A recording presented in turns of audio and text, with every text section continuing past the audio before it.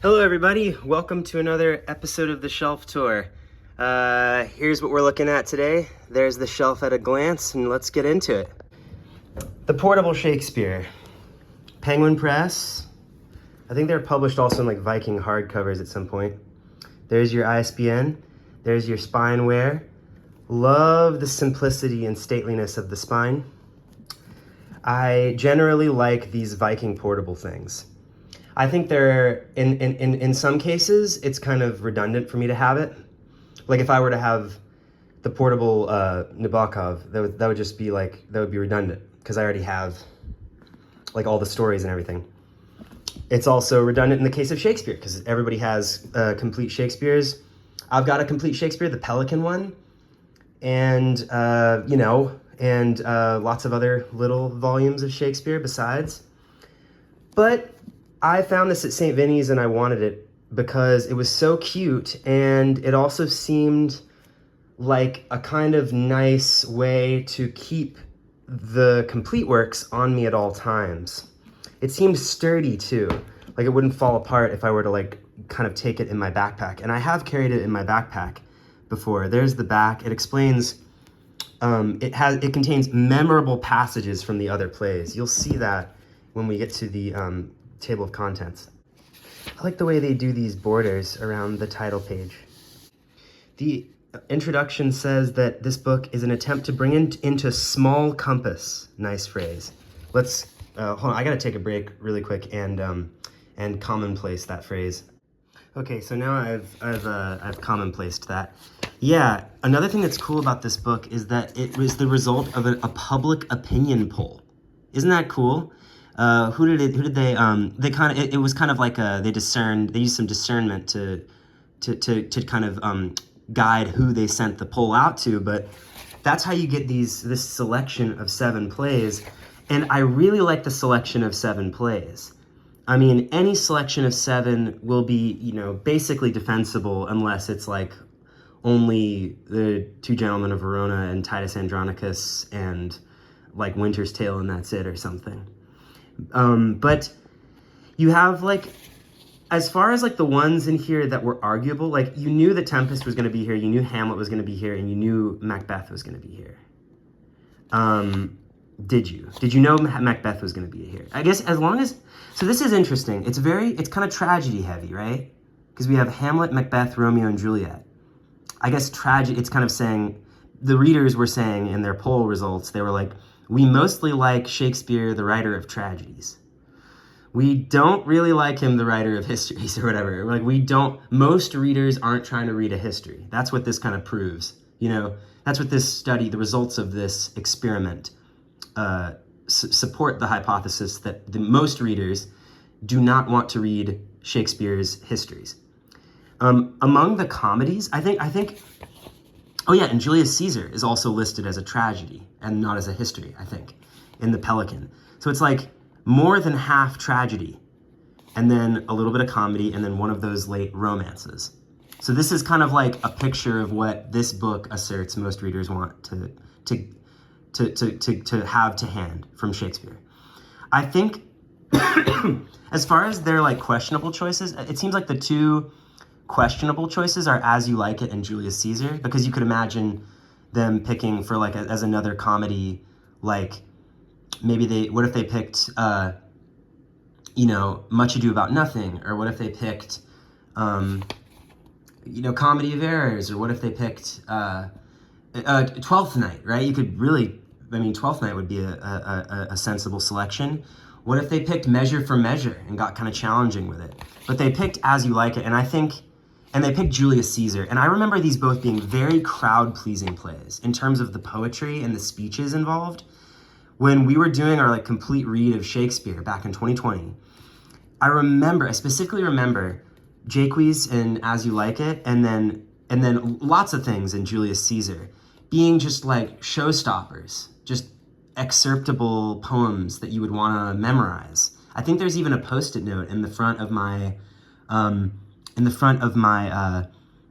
Pelican Shakespeare where I like listed speeches I would want to memorize, and I think Julius Caesar and As You Like It both had like speeches that I would want to memorize. And so I think it's interesting that the results of the readers' poll confirm what was my suspicion initially, which is that Julius Caesar and As You Like It are like crowd-pleasing plays, on the level of like Romeo and Juliet and Macbeth, which are just crazily crowd-pleasing plays, just rip-roaring, good times for an audience member.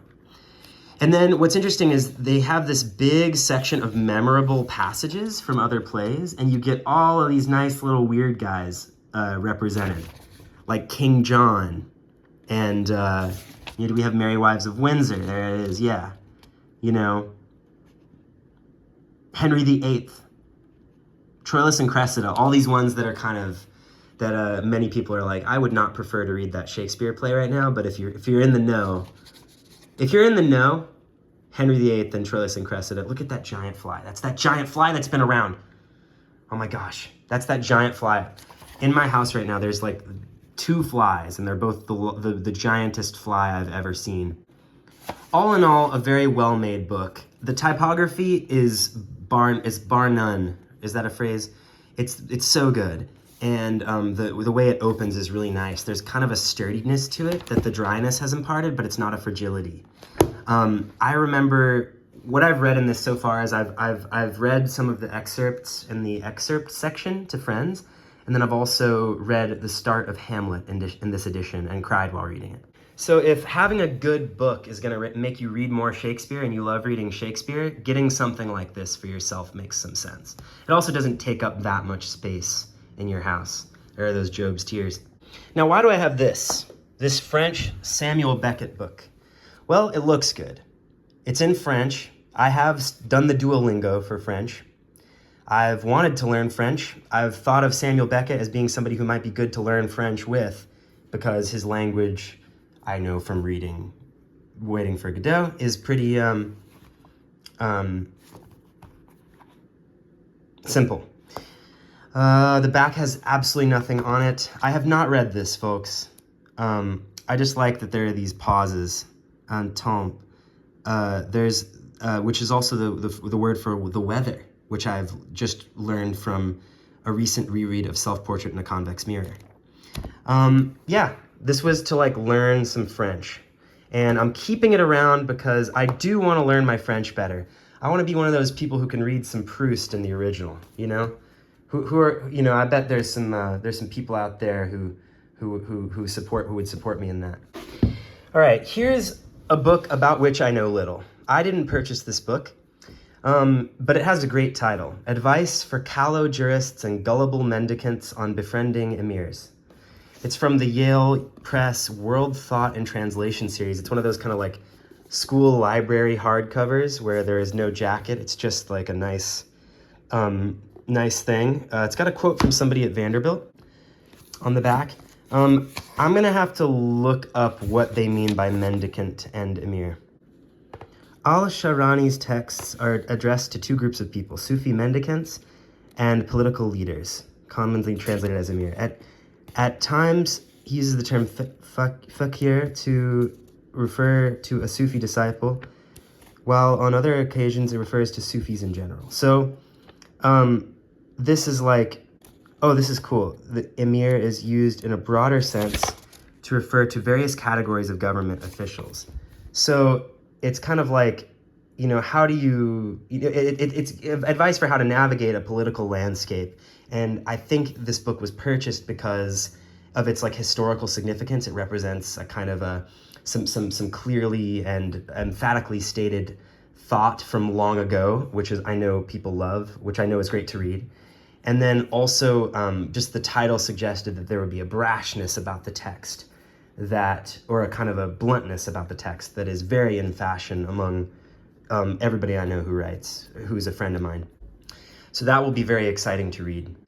And now here is a book that has really survived lots of purges. And it's a book that I got in college at a Regenstein Library book sale. It's on the structure of music, and it has this great cover that looks really good. What does it depict? It's a conductor, I think. I think this is a finger pointing, and then this is a conductor's wand being held aloft. I've never noticed that before now. I never really noticed before now that it has an introduction by Virgil Thompson, who's the same person who I think had a quote on the cover of of Frontiers of Jazz, that book that we looked at in Shelf Tour 1 or 2. You can see on the spine that there is masking tape all over the spine. You can see that it's a Noonday Press book, a great little press.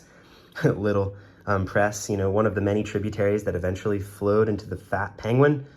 And it's the Fat Penguin. I sound so cynical saying that. Anyway, yeah, so I put some masking tape on here because it's split in half. It just split in half. It's one of those things where the glue dried and there's no feeling of strength in it. It's just sort of brittle. But I enjoyed reading the text. I read like the first third or half of the text. It has various, kind of basic musical concepts in there.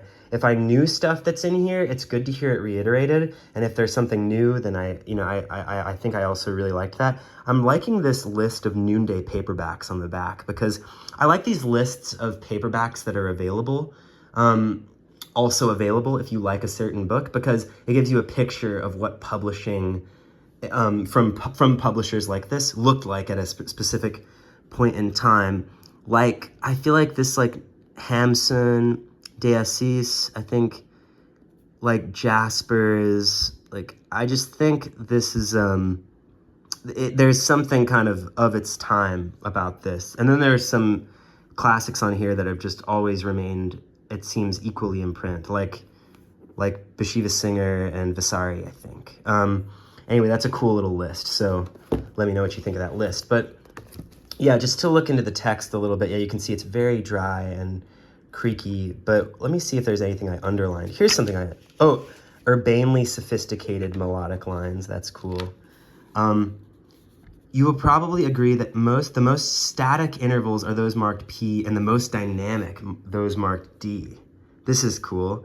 So basically we're seeing that there are more dynamic intervals so yeah, a unison is pretty static. Fourths, fifths, anything perfect. Yeah, okay, so P just marks perfect intervals. Any of those are kind of static, yeah.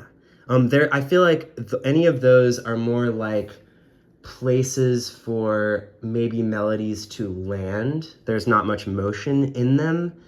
In the case of octaves in unison, they're good ways for a melody to be carried. They can be vessels for dynamicness that come in the melody itself. Parallel fourths and fifths can do that, but they sound more satanic.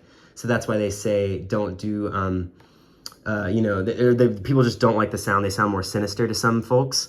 So they say don't do parallel fourths and fifths. But I do think fourths and fifths can really carry a melody very memorably, perhaps disturbingly, which is why we avoid them. But they don't have any sort of like, they don't have as much dynamicness inside of them to be torn asunder by going to the next interval. Whereas here are these other ones. So we got minor second, major seconds. Yes, those do not want to stay. Minor sevenths and major sevenths also do not want to stay. Same with minor ninths and major ninths. Minor ninths really want to resolve down to that tonic. That major ninth really, I guess it wants to go up to the 10th. I guess it can do lots of different things. It can kind of fall down to the minor seventh, and then that would fall down to the major sixth, and then the major sixth would sort of change. Maybe there would be some motion in the bottom voice on a major sixth that would do something. Anyway, there's lots of interesting stuff in this extremely brittle old book, The Structure of Music, that I've looked at a little bit.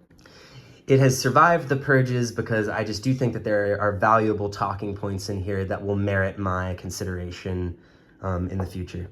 This is a recent get. Where did I get it from? I don't remember, but it's another one of those Dover books. It's like the Chopin book. The Chopin book that I was showing on an earlier shelf tour. I don't know, just excited to read it. What did Schumann say about music? Can we see something really quick? Considering the richness of my inventory of daydreams, already love it, why should I hesitate to add to it and here record a truly nocturnal one that occurred to me last night, and in which I won the prize for a symphony recently offered by the Vienna Concert Spirituel? I felt certain that the Viennese judges would tend this time to favor the new artistic fashion recently come to flower in France and already beginning to haunt Germany, and I had decided therefore to adopt it myself. This is accomplished more easily in a dream than when wide awake. That's facts. And so, having recast myself faster than another would have changed his shirt, I declaimed, "Whoa, Gluck the Ritter, when he composed his Iphigenia, sat himself down in a green meadow, beneath whose flowering umbels he had cached his champagne bottles. Sarti worked in the late hours of the night, shutting himself up in empty rooms, while Cimarosa," that's one of those people, one of those famous old composers, who I was looking at this periodical on archive.org recently that was like where some people in this, whoa, sorry, I just got some weird news. Well, you don't need me to belabor the point by reading more to know that this is worthy of inclusion in my music library. In the new library, there's going to be like a proper music shelf, which I'm very excited about. It'll have all my music biographies, the biography of Bill Evans, Charles Ives, Sebastian Bach. I'll finally get that old Beethoven book that I used to check out from the Cedar Bluff Public Library that I've always wanted to have a copy of, and that'll be on the shelf too. The Chopin book will be there. I'll have all my music stuff there. This was lurking on that shelf, A Midsummer Night's Dream.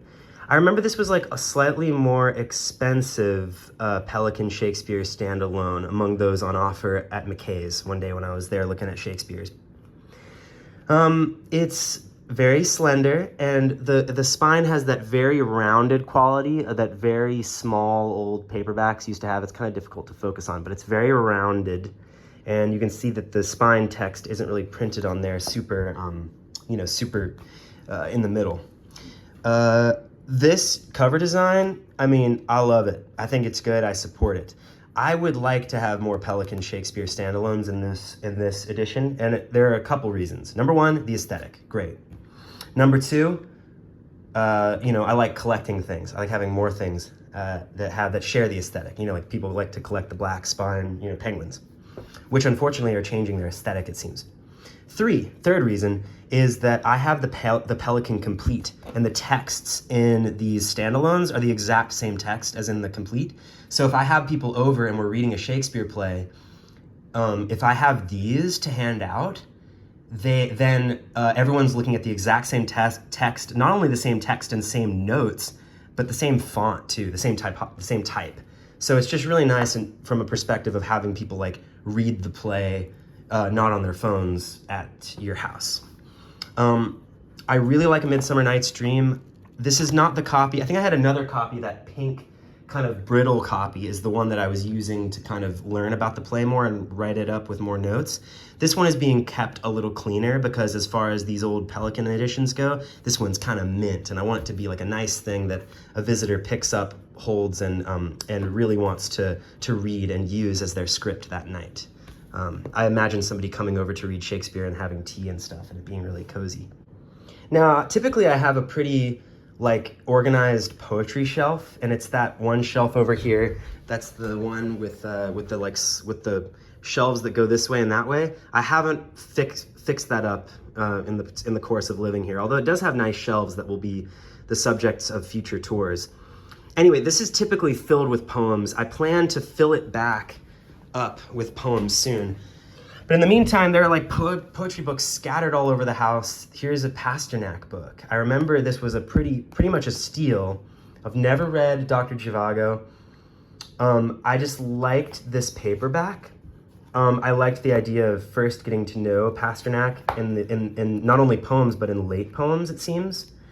And I like the rhymed stanzas of these poems. I've enjoyed them so far. I think there's one in here about Hamlet, actually, that I've enjoyed reading.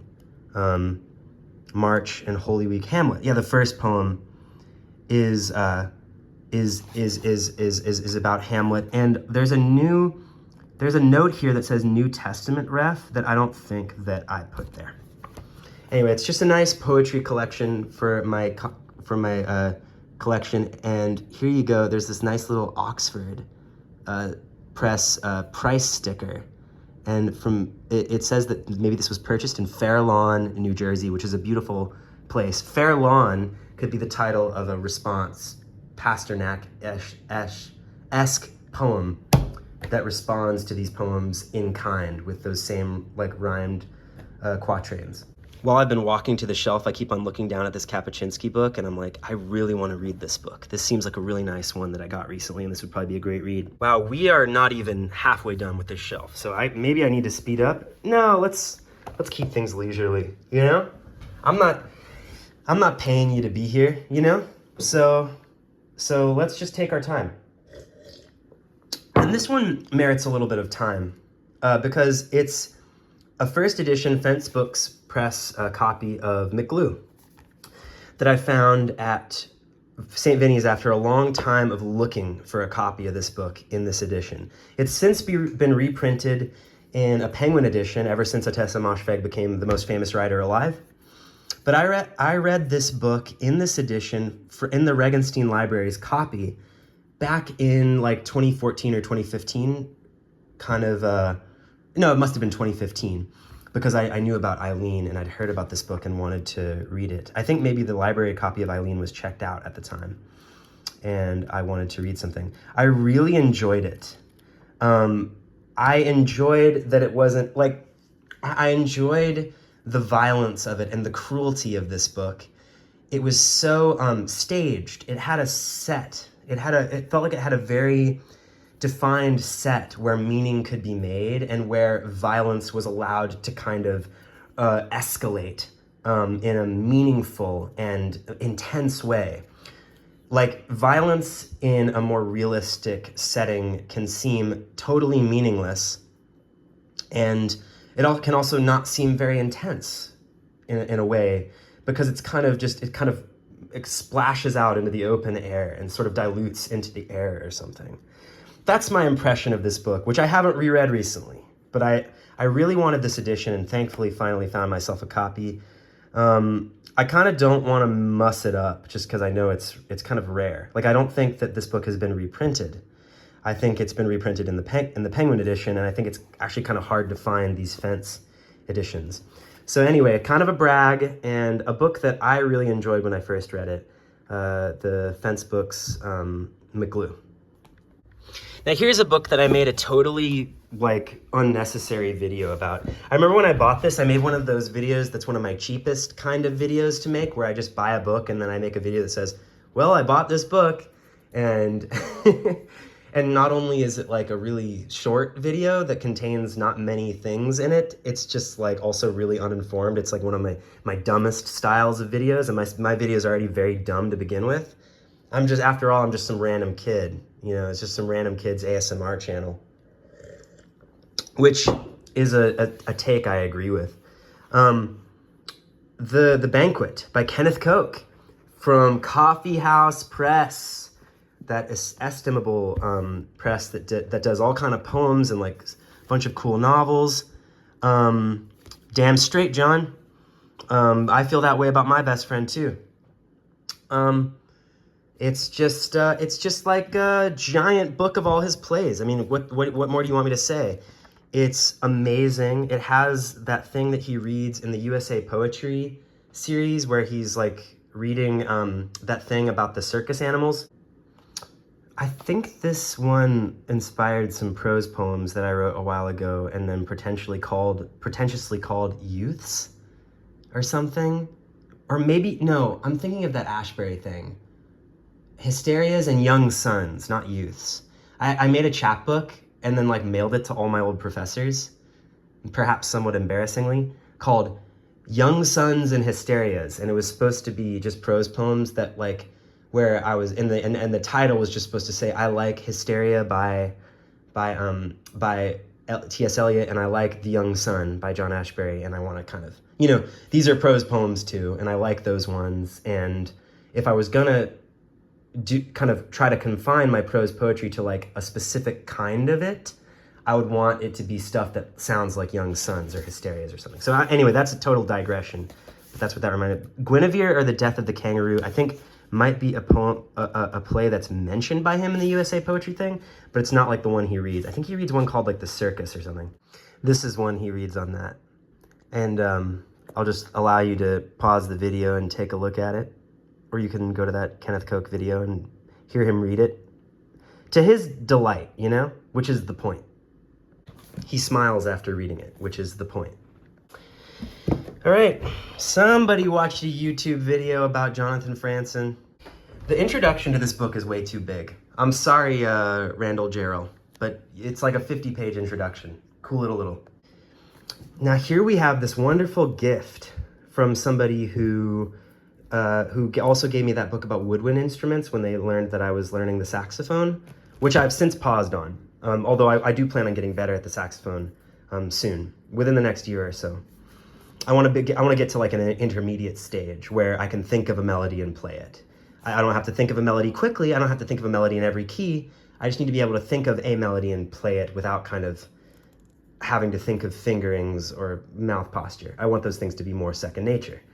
Anyway, we got Reading Jazz, edited by Robert Gottlieb. It's a 1,000-page book, and it's got this really attractive spine. This is one of those spines where, like, if it was on the shelf of your therapist and you were at therapy or something, you would not be able to focus. You would not be able to focus on being truthful or candid about any sort of thing you're supposed to be in therapy about, because you'd be too busy looking at this dang spine and being like, what is that book with that attractive spine? I want to take it off the shelf. I want to hold it for a sec, you know? And the result of therapy is that you learn that your lust for books is impeding all these things in your life. So something that's cool here is that we have Charles Mingus here in the autobiography section. I don't have a copy of Beneath the Underdog. I really need a copy of Beneath the Underdog. I haven't been able to find it in used stores. I think I just need to like bite the bullet and get it from whatever like university press, Wesleyan University Press or whatever puts it out. I just need to bite the bullet and spend the $65 and get the paperback or something, wherever it exists. Because I really want to read it. I'm a Mingus fan, musically speaking. So, and ever since Joni Mitchell came back to Spotify, I've been listening to her Goodbye Pork Pie Hat,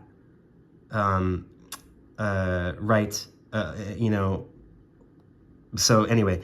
And then there's Anthony Braxton, a bit from Forces in Motion, that book that I love that's in here, which is pretty useful. And in that book, he talks about how much he loves Paul Desmond. I wonder if that's the excerpt that they have in here. I'm not going to reveal it because I'll let you kind of get this book and have the joy of discovering what's in it.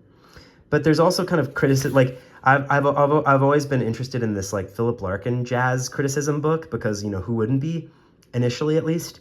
And I'm glad that I just have a little excerpt here, you know, to like kind of to kind of not whet my appetite, but to satisfy me so that I don't have to like go out and get another big brick of a book. There's a lot of good stuff in here that I should probably read. I probably should dip into it like I dip into my like Updike Complete Stories or something, but it's this nice paperback from Vintage Reading Jazz. It's got like a kind of a specific kind of design to it, kind of a like health brochure color palette. An attractive health brochure color palette. Reading Jazz. Jazz can do wonders for your blood pressure, you know, that kind of stuff. All right, here I'm going to let you guys in on a little secret. I want to be a person who has read Living to Tell the Tale. I still have plans to read this book. Everybody knows I checked it out of the Lawson McGee Library once when I was a teen, and I tried to read the Spanish, and I like kind of skimmed a couple of pages and felt like I was understanding it. I was sitting by the water and reading Vivir para contarla. But I really do want to read Living to Tell the Tale properly. And this is the copy I'm going to do it in. It's very, very, very inexpensive at McKay's because it's a memoir, and they give away memoirs for free. This is going to be my like little corner of Marquez that all my friends have not read that I have read. And that's the only thing that motivates me to read it. I'm kidding. You know, it's like one of those nice vintage editions, and that uniform edition that they made. I like uniform editions where they all have a different geometrical arrangement.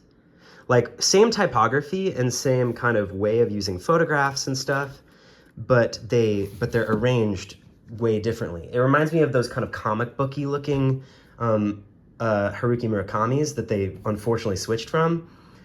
Things like that, where they're uniform editions, but each book is allowed to have its own kind of unique layout. I think that's exciting. I think just having colors and type be uniform is enough for me, you know? Questions About Angels by Billy Collins in a quill edition. I think this is published by this must be published in some collection that like Random House puts out now, but this is an older edition of Questions About Angels, and it was published in 1991, and it's a first quill edition. And at this time, the only things that Billy Collins had published was this book, Poker Face, that he doesn't like anymore. I don't really know anything about video poems. But then he published this, The Apple That Astonished Paris, which as far as I can understand it, is like the first book that he really liked that he wrote. And I think that there's an edition of The Apple That Astonished Paris that's maybe published by Pittsburgh. No, sorry, Arkansas, of course. It says right there. That I encountered at the library in college, and I really kind of would like a copy of, because I remember really liking it. I think it's like a lot of people are bored by Billy Collins' style now or something. A lot of people have kind of less than favorable opinions of it. They think it's kind of staid or old-fashioned, or just sort of puts you to sleep or something.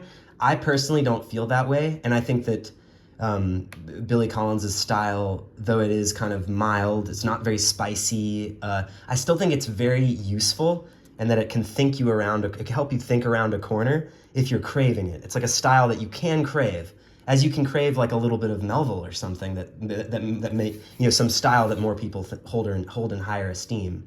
It's a craving that I have had before. So he's valuable to me. And I think that craving was put in place by me initially buying and reading The Trouble with Poetry in high school, at the recommendation of my English teacher, who I love. And what's cool about this edition is that it's inscribed to Phil Jackson, whom I must meet in this life. Sorry to out you, Phil. You really do not have a Googleable name, so I don't think that it's a problem that I'm mentioning you here. But you got Billy Collins to write this really cool phrase, whom I must meet in this life, in this book. And then you ditched it. You gave the book up. Oh no, I might be being mean, and maybe Phil died. I'm sorry, Phil. And to the Jacksons. I don't mean to make too much of light of this, but this is what the title page looks at. Contains a signature by Billy Collins. Look at that B. What a Stonehengean B. This INS reminds me of my own signature. It's very minimalist. It's like a Japanese landscape or something. And here we go, my high school copy of Atonement. This is that kind of not that pretty Anchor Books edition that everybody sees. It's very shiny, has a very shiny lamination, and that lamination is coming up all around. Initially, like, for reading this in high school, my first thought was that I was going to read it in a mass market movie tie-in edition, and I think there's even like a photograph of that book somewhere on my Instagram or something. I ended up giving that up and going with the trade because it matched everyone else's pagination in the class. But we read this, in school, and it had a nice studyable quality and also a take-apartable quality that allows you to feel that you're becoming a novelist. Because if you can see any building block of a big novel, if you can see any unit it's built from, then that's a unit of composition that you have at your disposal for making a novel. So the kind of the blocks of before the time jump, after the time jump, some in one perspective, some in another perspective, some where just this apportioning the novel into chunks that have specific styles that are meant to address whatever's compassed there, whatever's brought into small compass there, to use the editor of the Viking Portable Shakespeare's terms. Like, if you can identify that, then it helps you feel like you can become a novelist. I know some people who have issues with the ending of this novel and what it suggests about the maliciousness of the victim girl at the heart of this book. I respect those people's objections. I still feel like I might want to reread this book, and I might want to enjoy it for those reasons that I enjoyed it when I first read it: vividness, novelishness, and then also see. I want to more seriously and closely inspect other people's concerns about what the ending of this book suggests. I don't really specifically remember what the complaint was, but there is a big complaint. Marcel Proust, On Reading Ruskin. This is just a cool Proust book. Ruskin, you saw on the table earlier. Here we have Unto This Last and Other Writings. Proust loved Ruskin. Here we have lots of essays about Ruskin. Do we have a table of contents? We've got, we've got like this translator's, oh, it looks like, I can't really parse this table of contents very well. I haven't read this book. I'm holding it in reserve. This book, this thing on reading, I think has been excerpted and printed many other places. Oh, these are prefaces to his translations of Ruskin. Got it. So this is like what he said about Ruskin that accompanied his translations. Page 698. Clearly at Frugal Muse, because that's what they use. Yeah. Very pristine copy. Also Yale University Press. Shout out Yale Press for these two very interesting, very purple books that are in my collection. Thank you for enriching my collection, Yale University Press. Even though, you should have been sending me these books for free. I shouldn't have had to buy them. And Mr. Ruskin, I will get to later. I like that there's so much breadth in his writings. Like there's political stuff and art historical stuff, and there's fiction. That's great. I encourage literally everybody to do that. There's nothing beats when you're in a used bookstore and you stumble across the like weird, bizarre one-off novella that was written by the person who usually did like travel writing or like collections of humorous essays or something. Orwell's Roses. I started reading this aloud to the person for whom I bought it. It is very fun, and I think it's very ambitious in its sweep. I like that it tries to draw parallels between some very, very small aspect of, in terms of square footage, of Orwell's stomping grounds, and it tries to link that to the grand, his projects and his the cultural digestion of Orwell and stuff. I think that's very. I wonder if there are reviews of this book. I'm not going to look. I bet reviews are just positive. I wonder if there are reviews of this book that applaud it for being ambitious and kind of like say, well, it doesn't really follow through on its ambition, and it doesn't really come together. It's a book in many little small pieces, and it has illustrations, it has pictures throughout. It's great. I would like to rewind to the start of this book and give it a proper shot. Got it new, and it's great. It's kind of like built for someone who likes politics and also likes gardening or something. It's kind of a good book to give as a gift, Orwell is kind of a writer that everybody can agree on. I feel like Orwell is a writer that's found in every edition of classics ever. Like, and every discussion of great writers. Like, we're always going to talk about Orwell. And I think it's because he had like a point. What is this? The Stage. This is just a big blank book that says The Stage. There's nothing around it except for scuffs. We're gonna open it up. Where did this come from? Where is it going? Where did you come from, Cotton Eye Joe? There's Anthony Hope. Okay, why am I seeing Anthony Hope? The Queen of the French. Oh, is it like a collection of issues of a magazine called The Stage? Well, anyway, this was obviously purchased because it has great illustrations and represents a kind of lost period of time. This is just I guess this is a reference book, a kind of a collage poem source. Just a nice book. This could go on the shelf in the new library kind of close to the music, with the other art historical stuff. Maybe it could be kind of near where art history grades into poetry or something. I don't know. And we're still not done. Last two things on the shelf are these proof copies, or these kind of like review copies, these advanced proofs of two books by Gerald Murnane that were being published, were being reprinted by whom? By And Other Stories. So Tamarisk Row is like an early novel of his, and then Last Letter to a Reader is a late thing that goes back through all of his books and kind of like passes these judgments on them that are supposed to be kind of definitive. I like this kind of bookending quality that these two have together. I haven't read either, I'm sorry, but I got them because I really liked The Plains. There are many other videos on BookTube about the planes. I wonder if it has something to do with the fact that Ben Lerner wrote the preface to the planes, which is the somewhat shallow reason that I got the planes. Yeah, so these are good. I think these are going to stay in the collection. I'm going to keep them by the planes, and I think I'm going to read them, at least in part, if not wholly, around the time that I next read the planes. Thank you, everybody, for bearing with this long shelf tour. Future installments, we'll keep rolling through. I do think that installments may stop abruptly at some point, if I have to move house immediately, and I have to pack up everything before I am able to do a comprehensive picture of what the shelves have looked like in this supremely disorganized abode. Bye-bye.